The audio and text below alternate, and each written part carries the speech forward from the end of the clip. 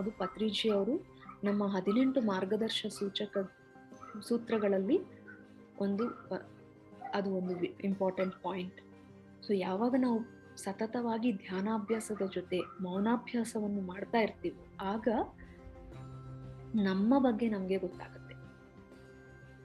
ನಮ್ಮ ಒಳಗೆ ಯಾವ ಥರ ಯೋಚನೆಗಳಿದೆ, ನಾನು ಎಂಥ ಯೋಚನೆಗಳು ಮಾಡ್ತಾ ಇದ್ದೀನಿ, ಎಂಥ ಯೋಚನೆಗಳಿಂದ ತುಂಬಿಕೊಂಡಿದ್ದೀನಿ, ಇವೆಲ್ಲವೂ ಕೂಡ ನಮಗೆ ಗೊತ್ತಾಗ್ತಾ ಬರುತ್ತೆ ಮಾಸ್ಟರ್ಸ್.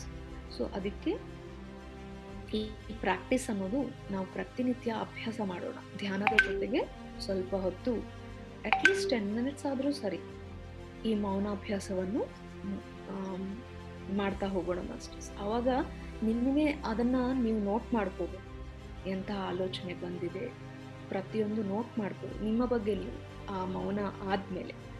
ಸೊ ಅದೇ ಥರ ನಾನು ಹೇಳ್ತಾ ಇದ್ದೀನಲ್ವ, ಪ್ರತಿನಿತ್ಯ ರಾತ್ರಿ ಮಲಗೋ ಮುಂಚೆ ಇವತ್ತು ಬೆಳಗ್ಗಿಂದ ರಾತ್ರಿವರೆಗೂ ನಾನು ಏನು ಮಾಡಿದ್ದೀನಿ, ಸರಿ ಇಲ್ಲದ್ದು ಏನಾದರೂ ಮಾಡಿದ್ದೀನ, ನಾನು ಇನ್ನೂ ಎಲ್ಲಾದರೂ ನನ್ನ ಮಾತುಗಳಾಗಲಿ, ನನ್ನ ಯೋಚನೆಗಳಾಗಲಿ, ನನ್ನ ಕೆಲಸಗಳಾಗಲಿ ಎಲ್ಲಾದರೂ ನಾನು ಸರಿಪಡಿಸ್ಕೋಬೇಕಾ, ಇದನ್ನು ಪ್ರತಿನಿತ್ಯ ನಾವು ನಮ್ಮನ್ನು ಚೆಕ್ ಮಾಡ್ಕೋಬೇಕು.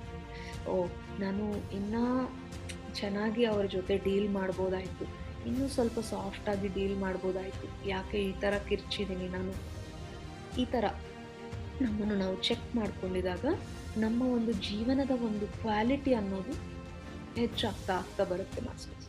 ಸೊ ನಮ್ಮನ್ನು ನಾವು ಚೆಕ್ ಮಾಡ್ಕೊಳ್ಳೋದು ಪ್ರತಿನಿತ್ಯ ಅನ್ನೋದು ತುಂಬಾ ಒಂದು ಇಂಪಾರ್ಟೆಂಟ್ ವಿಷಯ.